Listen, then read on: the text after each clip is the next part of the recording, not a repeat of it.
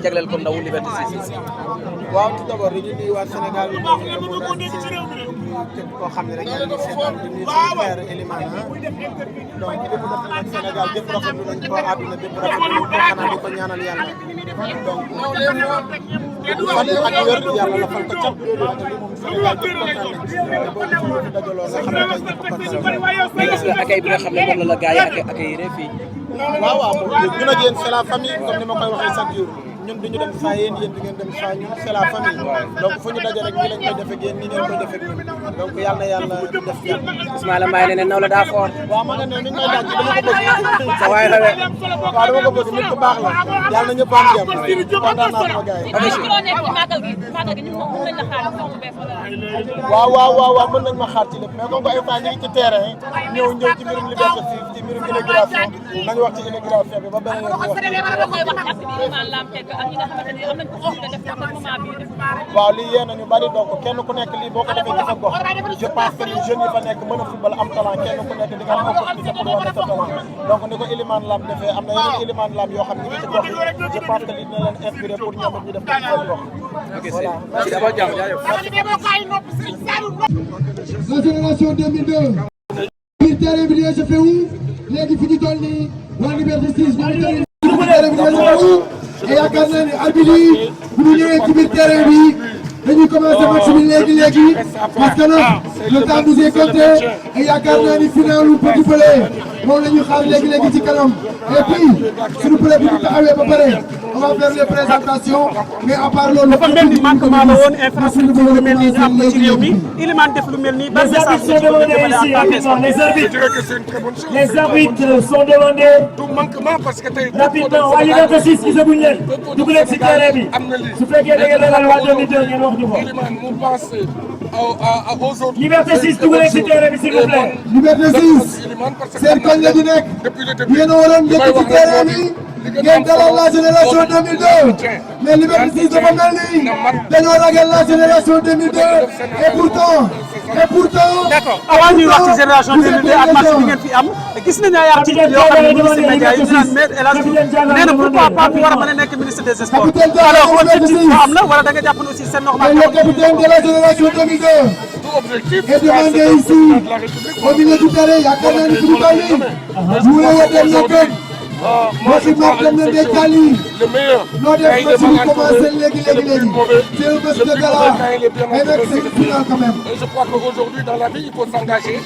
Moi je peux m'engager auprès de ma jeunesse et pourquoi pas l'avenir être ministre de la jeunesse, ministre de la culture, président de la fédération, on verra. maa ngi jàng si benn rek bu nga xam ne mën nañu jàng ci ñoom ku mel ne le président Augustin Senghor ku mel ne tey jii monsieur Ablaye Sow ministre ku mel ne tey jii Mayacine Ba may liggéey ñëpp ça c'est Ndiaye. ki nga xam ne nag moo gën a finale Petit Pelé édition 2023 ci moom et puis jom fulla ak fayda ak bëgg dëkkam ak liggéey finale Petit Pelé édition 2023 je crois que Sénégal ku nekk duñ la teg rek boo jëlee li la war a leen teg leen sa côté yaakaar naa day dem. d'accord ban yëg-yëg nga am génération 2002 ak match bi nga xam ne aussi fas nañ ko fi amal vraiment lan la lay fàttali. Non, nous, c'est toujours des retrouvailles. Vous savez bien que moi, je l'ai toujours dit, je ne suis pas un homme d'émotion. Parce que les morts de ce football, et je crois qu'aujourd'hui, nous retrouver, parler de. Parce qu'il y en a en qui tout nous disent tout le temps. Mais vous nous retrouvez, on me donne une Wartan, de Fatel Kouchamono, et je crois que c'est ça, c'est ce que je d'accord monsieur Diouf football local ak violence gisoo ni jaadu na vraiment jamono ji ngeen mën a si ay campagne de communication ne serait-ce que pour mu xaw a diminuer wu ko. Non, football moom àndaloon ak violence football àndalul ak dara parce que ñun Sénégal mën nga jooy bu ñu saagaa suñu benn doom de nègre fële si étranger yi ba pare tey si étranger tey ñun ñuy def ay violence si ñun il faut que ñu positif il faut que ñu cohérent et je crois que le football avant tout c'est un jeu c'est du spectacle et que mënul wax spectacle ak xeex et je crois que li may ñaan rek ñun Sénégal yàlla bu ñu am problème yooyu ndax booy xool historique du Sénégal depuis ñu am indépendance ba léegi mosuñu am problème yooyu donc je crois que c'est pas aujourd'hui ñu ko war a am football jàmm la àndal. d'accord fi ñu jeexalee ñëpp xam nañu sa diggante ak Sadio Mané mu nekk fële ci Arabie Saoudite ñu bari jàpp ni dafa mel ni jamono ji dafay wane ni mu ngi ci fin carrière. non tu sais wax naa ko waxaat ko nee na leen bi Aliou Cissé naan ku dem si golf bi du ma la jël loolu bi mu koy wax foofu la football boobu tolloon mais tey jii le football du golf dafa compétitif football Arabie Saoudite Qatar foofu yëpp dafa compétitif et booy xool c'est des grands joueurs qui sont partis là-bas Neymar a ngi nii mu ngi foofu mais équipe nationale Brésil woo na ko je crois que non il faut pas que ñun ñu dugal loolu si bopp xale bi ndax su duggee si boppam mën na tax mu ne li ma daan def dootuma ko defati ndax nit rek la il faut que nit ñi nekk ci gannaaw pousser ko encadrer ko et je crois que Sadio fa mu nekkoon ma nga fa ba léegi Koulibaly fa mu nekkoon ma nga fa ba léegi Abdou Diallo fa mu nekkoon ma nga fa ba léegi. merci beaucoup monsieur Diouf jaajëf merci jaajëf waay. ñu ngi ak ki nga xam ne mooy suñu grand suñu doyen Ameth Thiou fii nag ci inauguration terrain Liberté 6 bi nga xam ne Iliman Lam moo ko woote teew na fi tey ànd ak leader am bu bees bi di Pape Diouf grand ji ñu ngi lay nuyu. maa ngi sant yàlla di wax alhamdulilah rabil alamin di leen sant yéen bu baax fii ma ñëw nii nag du ma ni xëy na mun na bees ci yéen mais man nag jëmm ji depuis 98 la booba du tey booba takkagul sax mat yi ma bokk ci ñi ànd ak moom dem takki mat mu doon koo xam ne man ak moom du tey démb la ànd ak man ci sincérité ànd ak man ci fidélité ànd ak man ci dëgg comme ni ma mel Iliman dafa yàgg gëm jeunesse Sénégal Iliman dafa yàgg gëm goxam ku mel noonu boo amee muy sa nawle muy sa xarit foo toll mu woo la téléphone foo nekk mu bu may voyage sax Iliman day jékki-jékki di yónnee affaire yoo xam ne sama voyage yëpp day mat mais da koy gérer bu mat sëkk fàttewul démb moo tax lu mel nii gisagoo leen dara ci moom ci kanam ngeen gën a gis lu bari ci moom ndax borom jom la borom ngor la moo waral ma teew. d'accord alors gis nañu jamono ji li ngay assuré vraiment show bi nga xamee ni mooy moom ngay def ak ki nga xamee ni mooy Pape Diouf dafa mel ni yàlla def na complicité bi dafa teel a adopté wu seen diggante lan moo la may loolu. mais dañu yàgg ñun ay professionnel lañu Pape man ak moom depuis Pikine la Pape man ak moom depuis 97 96 loolu noonu dafa yàgg dañu yarandoo et puis ñun ay professionnel la lépp lu ñuy liggéey dañ koy def ak yéene ñun dana bokk ci ñi nga xam ne dañuy créer ay affaire ñun kenn créé wuñu ñun ñooy créer ay woykat ñooy créer ay danseur ñooy créer ay woykat boo xam ne fii ngay taxaw nii ngay taxawee ñun dañu bokk ci ñooñu alors que ñu yàlla boolee nag ñu nekk ay légende ñëw fekk si légende bu toll ni Pape Diouf mag ñi jàngal ko mu jàngal ndaw ñi damay gën a nekk à l'aise parce que man Thione Seck mooy suma lépp mooy suma adduna mooy suma lépp alors que Thione sincérité ak fidélité la ànd ak moom Thione bu ñëwaatoon tey Sénégal bu fekkoon dekki am na Thione Seck buy dekki waat bu nekk kan ngay jur sa taaw danaan Ameth Thiou laay jur sama taaw barke yonent yàlla Muhammad parce que loolu lañ seq man ak moom. alors tey gis fi may jeexalee. bu leen ma gis nañu ni. ndax am na échange bu jot a am ak waa groupe Faramaren bi nga xam ne fekkante ngeen. non dama bëgg ñu tourner place boobu. maa mais ngi ci bi ko liggéey ñëwee nga croisé ko en tant que li nga wax sànq nga ni papaam boo doon bu ñëwaatoon yow la def sa taaw. bul dugg ci bi nga croisé lan nga sentir quand même. maa ngi jàmm mais fii gën ngaa joxe àllarba de jox ma àllarba gën ngaa joxe àllarba. Ahmed. waaw bi nga ñëwee bi nga croisé lan nga sentir. Iliman Lam moo def lu rëy ma xam ko li muy liggéey ci réew mi ma gis kilifa réew mi am fu ñu ko teg man ma am benn dynamite bi ma nekk fa la Youssou Ndour nekkoon fa la Omar Pène nekkoon fa la Baaba Maal nekkoon ñun ay légende lañ dañuy defar xool li état def ci lu baax ñu wax ko li état deful loo xam ne baaxul ñu jëm ko lu jëm ci suuf pour état teg ko man foofu la ne néew ma ci ay détails néew ma ci loolu maa ngi leen di gërëm di leen sant di ñaan Sénégal réew mi am jàmm ñuy jàppale jeunesse bi parce que jeunesse bi moo yor réew mi ëllëg te ñun foofu la ne man néew ma fi ngeen ne. d'accord mais waaw lan ngay wax ci li nga xamante ni situation bi toll na ci réew mi et puis ñi nga xamante ni si am nañu moyens yi nga xamante ni Iliman am nañ ko te defuñu lu mel nii lan nga ciy wax. waaw. bu baax. kii mooy suma producteur bu mag bi.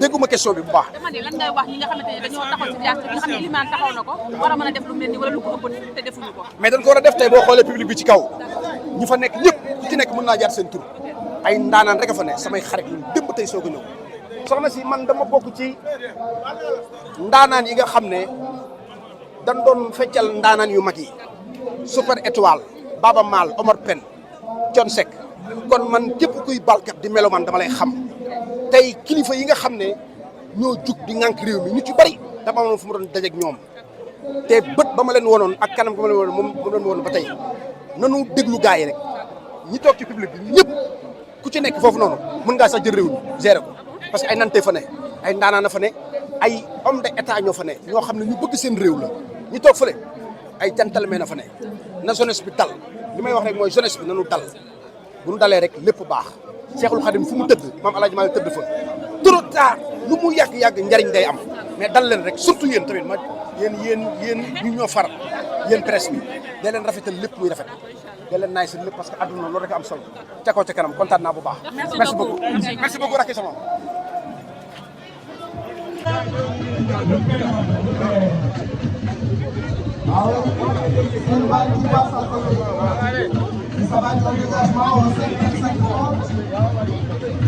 Ça c'est Wally Ballago Seck, le golden boy de la musique sénégalaise, le fils de John Ballago Seck, celui-là qui a failli devenir footballeur. S'il n'était pas musicien, il serait footballeur. Wally Ballago Seck,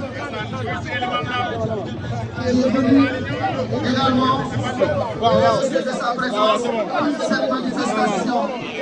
Wally, dans un premier temps, il est devenu musicien comme son papa. Alors, merci Wally, merci d'être venu à ce tournant.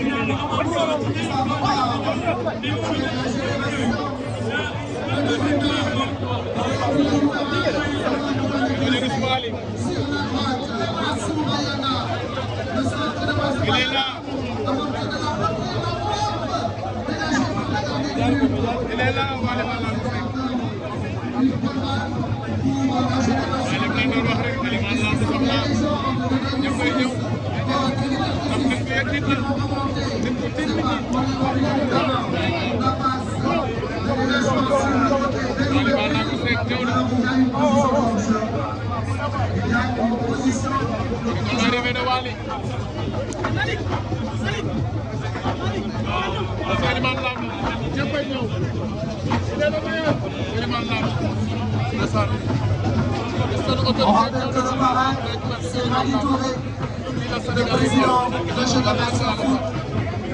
Comme je l'ai dit, c'est qu'aujourd'hui, le Sénégal est en train de gagner beaucoup de championnats, beaucoup de tournois. C'est grâce à la formation. Nos jeunes ne jouaient pas assez. Nos jeunes n'avaient pas assez de compétition. Mais grâce à de formation comme Génération Foot, on a des joueurs qui s'intègrent et qui s'adaptent à la victoire dans le haut niveau. Wally Ballago Seck, le Faramaré.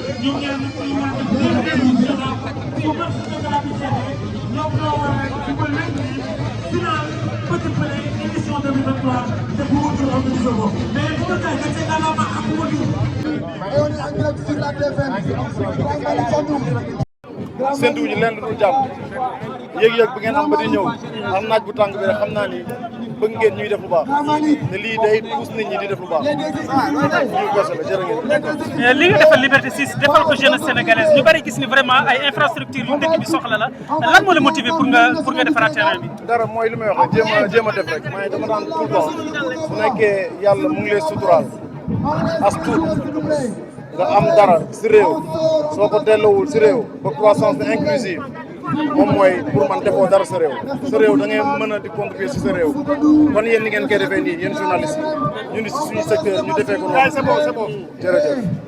mais il est dernière question monsieur le ministre. est-ce que ñu bëri dañu naan on est en direct moo tax bàyyi la mu set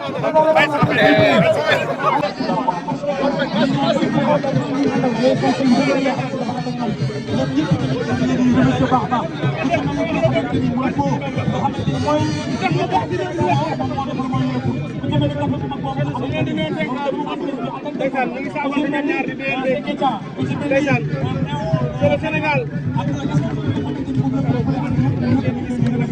ñu noonu di dénté ki xam ne mooy Souleymane Ndour ndeysaan li ñuy wax ñoom ñaar rek ñoo ko xam mais avant ma Sénégal la xam naa li mu bëgg mooy Sénégal jëm ca kanam ndaw ñu am jàmm ca kanam macha allah ndeysaan mu ngi noonu di nuyonte moom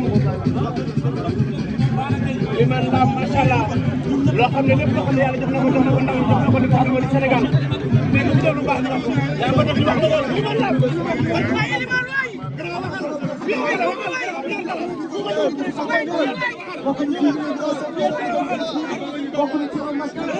yaa fi def ñu wax ko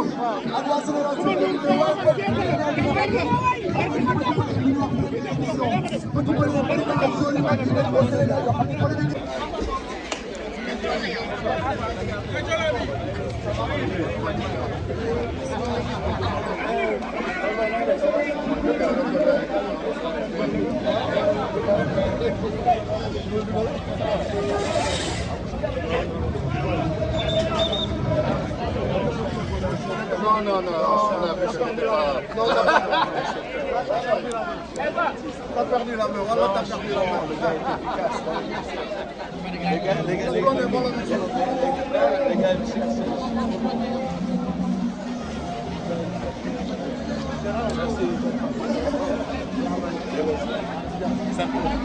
Les gars me cherchaient.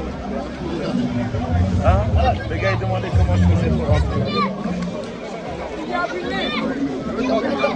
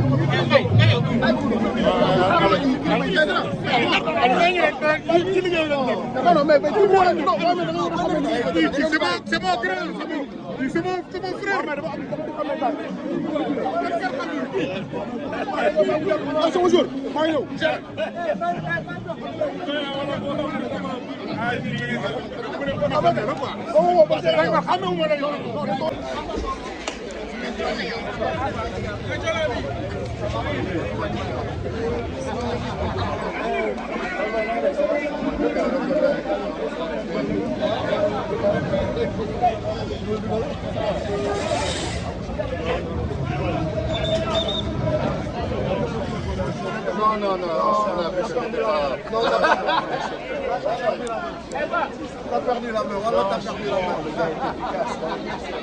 Les gars,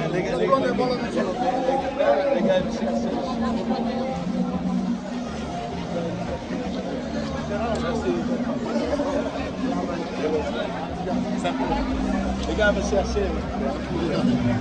Hein? Les gars ils demandaient comment je faisais pour rentrer.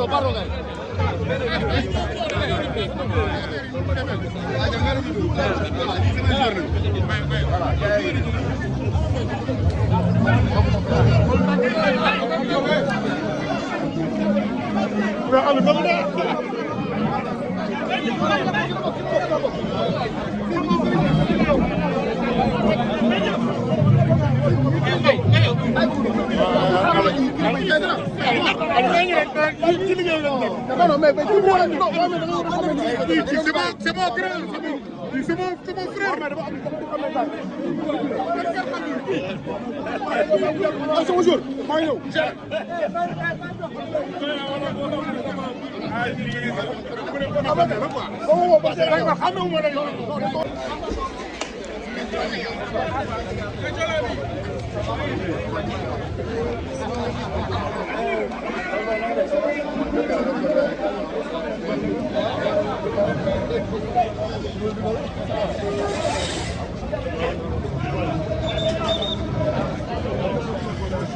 Non, t'as perdu la main, voilà, t'as perdu la main.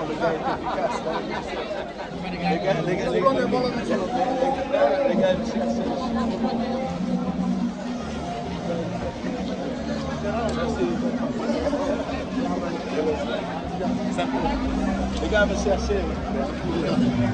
Hein? Les gars ils demandaient comment je faisais pour rentrer.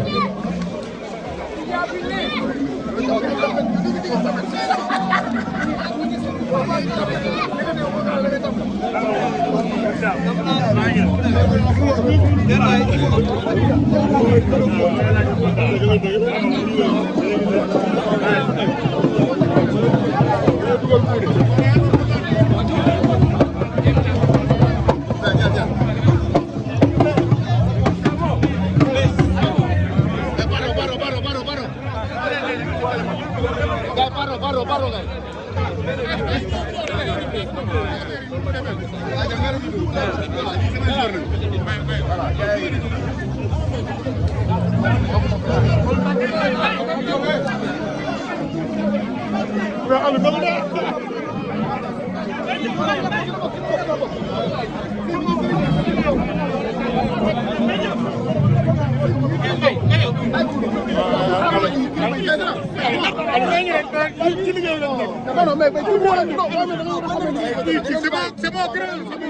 C'est mon frère. Bonjour.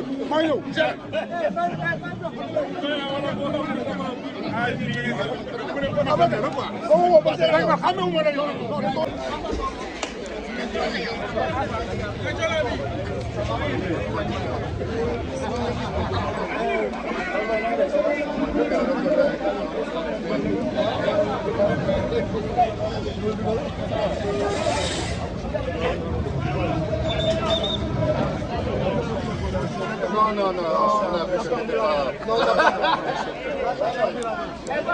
t'as perdu la main, voilà, t'as perdu la main.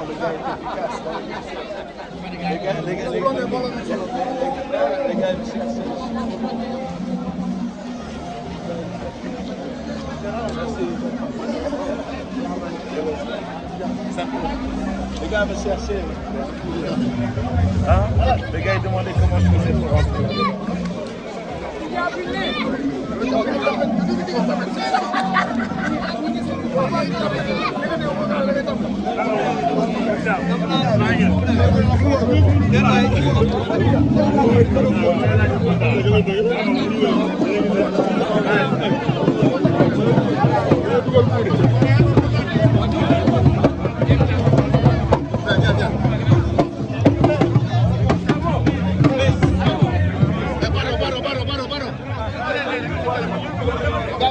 Paro, guys.